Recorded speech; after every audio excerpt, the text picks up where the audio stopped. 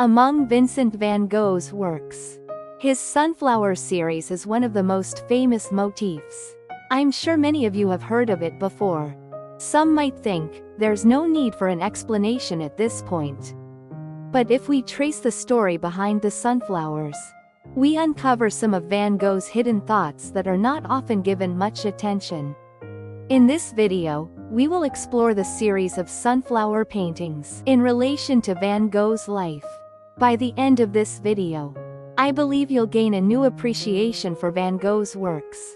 So, let's take a closer look together. In February 1888, Van Gogh left Paris and headed to Arles, in the south of France.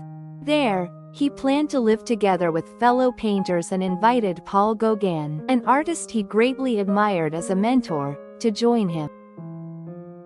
I'm painting with the gusto of a Marseillais eating bouillabaisse, which won't surprise you when it's a question of painting large sunflowers. In the hope of living in a studio of our own with Gauguin, I'd like to do a decoration for the studio.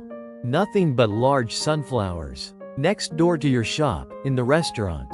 As you know, there's such a beautiful decoration of flowers there. I still remember the big sunflower in the window. If I carry out this plan, there'll be a dozen or so panels. The whole thing will therefore be a symphony in blue and yellow. After writing this to his brother Theo, he painted his first sunflower. This is the first of his sunflower series, painted in the rural town of Arles in southern France. As you can tell from the letter, the idea of living together with fellow artists was a utopia for Van Gogh, and for him, who had been going through hard times. This vision must have been his ideal. By the way, in Dutch literature, sunflowers are said to represent devotion and loyalty.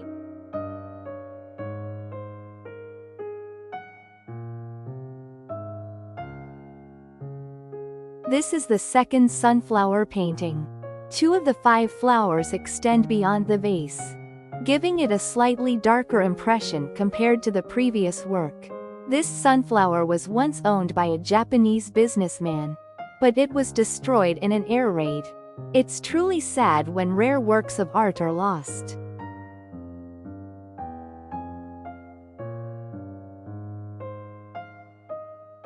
Next, we have the third sunflower painting. This is commonly referred to as the 12 sunflowers. All 12 flowers are arranged in the vase, but they vary in appearance. The differences in how they are blooming come from the fact that the sunflowers are of different varieties. In this work, you can see Van Gogh's bold brush strokes, which had evolved from his impressionist beginnings, and it feels quite different from the previous 2. Additionally, the yellow used on the table, which closely matches the color of the petals, makes the deep red of the sunflower seeds stand out more effectively.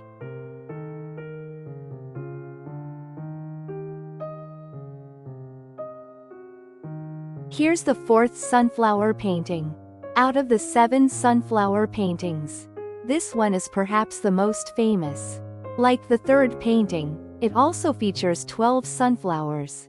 Pay attention to how the texture and perspective are emphasized through the thick application of paint, giving the sunflowers a strong presence.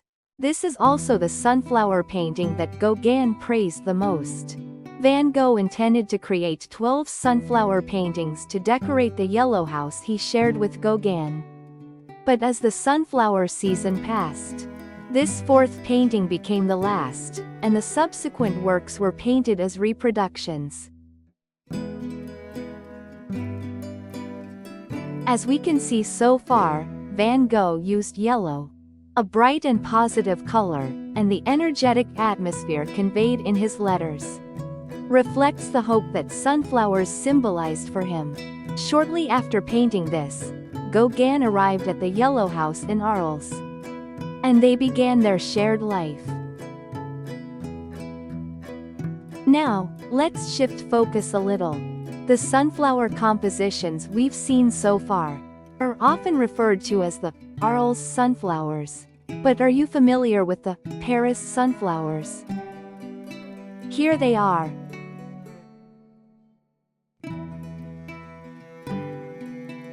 Van Gogh's time in Paris was a period when he absorbed Impressionism and began to develop his own style.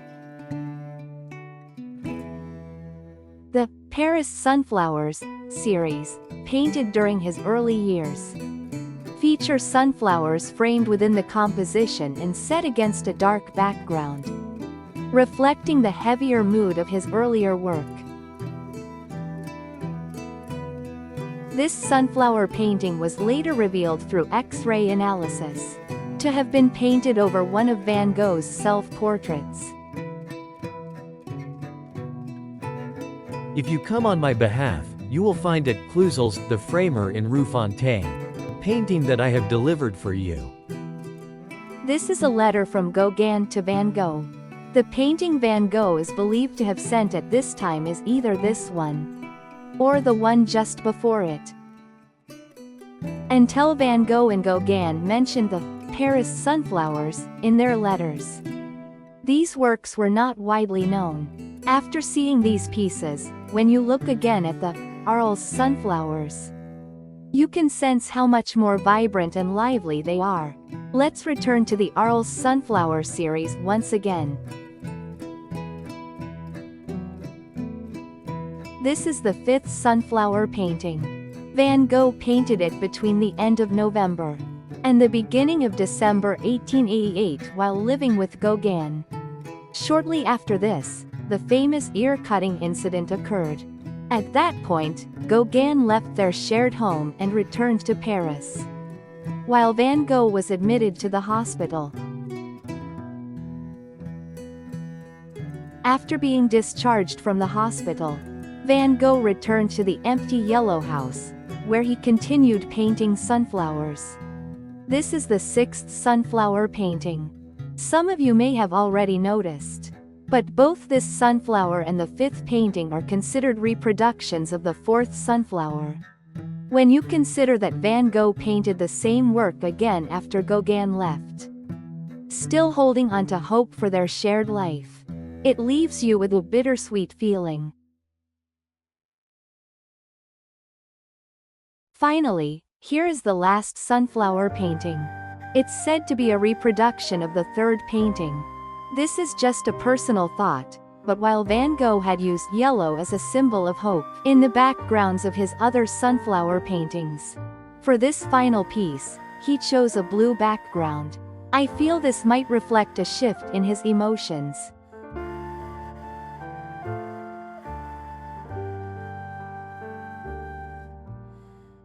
What do you think? Van Gogh's sunflower paintings may leave a bright and cheerful impression, but when we consider his thoughts and the tragic events like the ear-cutting incident, we can't help but feel a little sadness as well. This subtle sorrow is likely what gives Van Gogh's works their incredible depth. Thank you for watching this video until the end.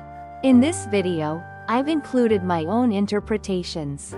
So if you have any thoughts or opinions on Van Gogh's sunflowers, I'd love to hear them in the comments. I'll continue to bring you more videos about art.